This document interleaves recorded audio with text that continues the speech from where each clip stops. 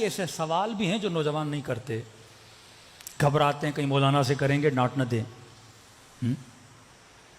کبھی بھی سوال سے گھبرایا نہ کرو۔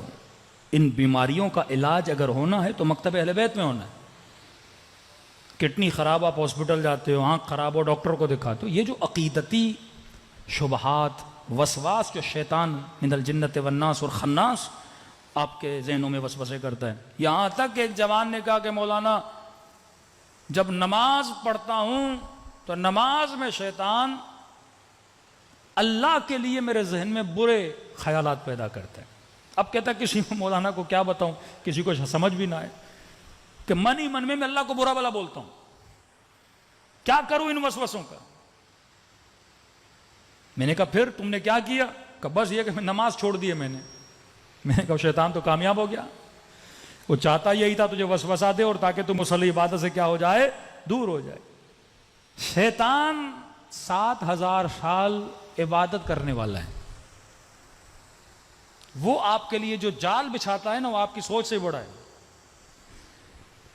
جب کوئی پلاننگ کرتے ہیں نا، کہتے ہیں ہم دشمن کو یہ کریں گے، پھر اس نے یہ کیا تو یہ کریں گے، پھر یہ کیا تو یہ کریں گے، وہ 10-20 اسٹیپس کی پلاننگ کرتے ہیں، سنگل اسٹیپ کی کوئی پلاننگ نہیں کرتا کہ اگر ہم نے یہاں سے راستہ روکا شاید وہاں سے آ جائیں۔ شیطان کی پلاننگ ایسے ہوتی ہے، اگر میں نے ایسے یہ بولا اس نے یہ نہیں کیا تو اس دروازے سے داخل ہو جاؤں گا، وہ دروازہ اس نے بند کیا فلاں دروازے سے داخل ہو جاؤں گا۔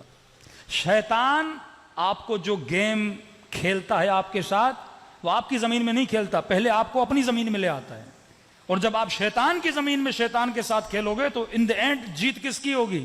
شیطان کی ہوگی۔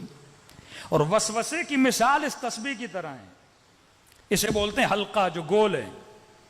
وہ کیا کرتے ہیں؟ آپ کے ذہن میں وسوسہ لاتا ہے، ایک وسوسہ دور کیا، دوسرا دور کیا، تیسرا دور کیا، چوتھا، اور اس رسی کو نیچے سے باندھ دیتے ہیں۔ آپ گھومتے رہو گے، وسوسہ کبھی ختم ہوگا ہی نہیں، حلقہ بنا دیتا ہے۔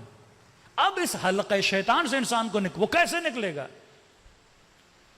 ایک بچہ تھا کہنے لگا مولانا میری ماں نے ہمارا جینا حرام کر دیا۔ بھائی کیا کیا آپ کی امی نے؟ کہا اسکول سے آتے ہیں، کالج سے آتے ہیں، فوراً دروازے پہ کھڑا کر دیتی ہے، تیرا پاؤں نجس ہے، پتہ نہیں تیرا کیا نجس ہے، جلدی جاؤ۔ یہ نہیں کہ پاؤں دھو کے آؤ، نہا کر آؤ۔ کہ دن میں 4-5 مرتبہ نہانے کے لیے بھیجتی ہمیں، کیونکہ وسوسہ ہے۔ وضو کرتی ہے تو 10 مرتبہ ہاتھ کو دھوتی رہتی ہے۔ دین نے کہا 2 مرتبہ تو 2 مرتبہ، اب جتنے وسوسے آتے ہیں پھینک دو ان کو۔ 3 مرتبہ کپڑا دھونے سے پاک ہو جاتا ہے، اب چھوڑ دو، وسوسوں کو چھوڑ دو۔ سختی سے معصوم نے منع کیا ہے۔ مولا کا صحابی نماز پڑھ رہا تھا، ناک سے خون کا قطرہ گرا، زمین پہ گرا، اب اس کے ذہن میں شروع ہوا زمین پہ کیا ہوگا، زمین کے نیچے کیا ہوگا، نیچے سے پاؤں کو لگا ہوگا۔ امام نے کہا تجھے کس نے کہا تھا تو اتنا سوچے؟ ظاہر پہ اکتفا کر، وسوسوں میں جتنا چلتا جائے گا وہ اتنا تجھے اندر گھیرتا جائے گا۔ یہاں تک مومنہ نے کہا کہ مولانا میں ذہنی مریض ہو گئی ہوں، میرا بچہ گھر سے باہر جاتا ہے فوراً ذہن میں آتا ہے پتہ نہیں بچے کا ایکسیڈنٹ ہو گیا، موٹر بائک سے گر گیا، کسی نے مار نہ دیا ہو، کسی نے اغوا نہ کر دیا ہو۔ کہ جب تک وہ گھر نہ آئے میں 100 مرتبہ مرتی ہوں، 100 مرتبہ جیتی ہوں۔ سکون انسان کو تباہ کر دیتا ہے اگر عقل انسان پہ حاکم نہ ہو۔ ایک تو وہ مریض ملا کے لگا مولانا دروازہ کھولتا ہوں تو میرے ذہن میں آتا ہے میرا ہاتھ دروازے کے ساتھ چپک جائے گا، اور پھر سوچتا ہوں ہاتھ نہ لگاؤں، کیا کروں۔ اب ذہن کا کمال کیا ہے؟ ذہن جب کوئی چیز سوچتا ہے تو اس کے اینڈ تک جاتا ہے۔ مثلا آپ یہ سوچو گے میں اگر ایئرپورٹ پہ جا رہا ہوں اور جہاز پہ نہ پہنچ پاؤں تو ذہن نتیجہ بتاتا ہے، نہیں پہنچو گے جہاز اڑ جائے گا، جب اڑ جائے گا ٹکٹ کے پیسے ضائع ہو جائیں گے، یہ ہوگا وہ ہوگا، اتنی زحمتیں۔ اب یہ سارا اسٹریس آتا ہے، آپ پہنچ بھی جاتے ہو لیکن وہ آپ کو ایسا دکھاتا ہے آپ پہنچے بھی نہیں ہو، جہاز نکل گیا ہے۔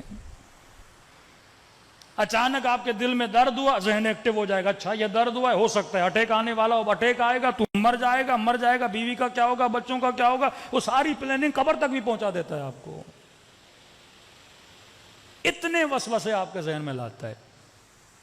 توکل کا مطلب ہے خود کو رہا کرو، کس کی طرف؟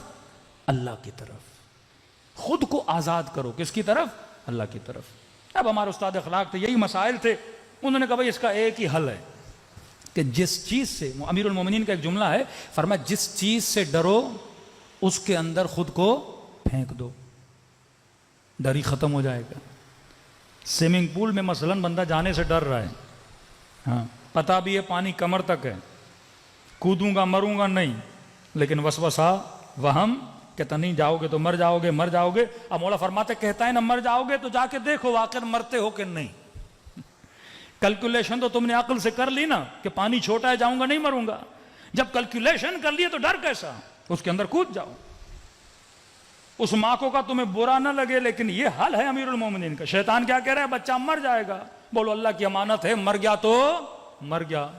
جب تم ڈر ختم کرو گی اس دن کے بعد کبھی وہم اور وسوسہ نہیں آئے گا۔ ایک بار بآواز بلند صلوات پڑھے محمد وعلی محمد۔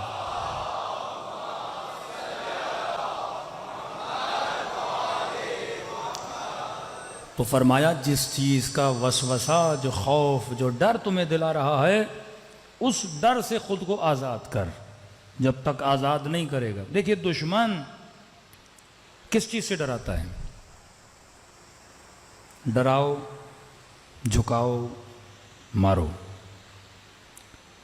بولے گا میرا کام نہیں کرو گے اولاد کو ماروں گا، تجھے ماروں گا۔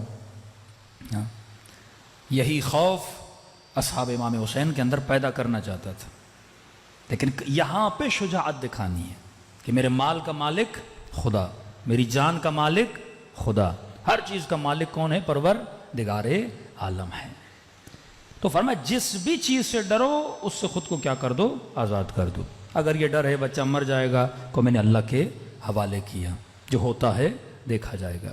اگر یہ ڈر ہے مثلا یہ کام کروں کہیں اٹیک نہ آ جائے، ہاں وسوسہ ہوتا ہے، اب آنا نہیں بھی ہوگا، اسٹریس اتنا آئے گا وہ بالآخر تجھے کیا کر دے گا؟ موت کے قریب لے کر آئے گا۔ آج اکثر معاشرے میں وہم کی حکومت غالب ہے کہ میں یہ سمجھتا ہوں کہ یہ طاقت میرے پاس ہوگی تو میں کامیاب ہوں، مال میرے پاس ہوگا تو میں کامیاب ہوں، شہرت میرے پاس ہوگی تو میں کامیاب ہوں۔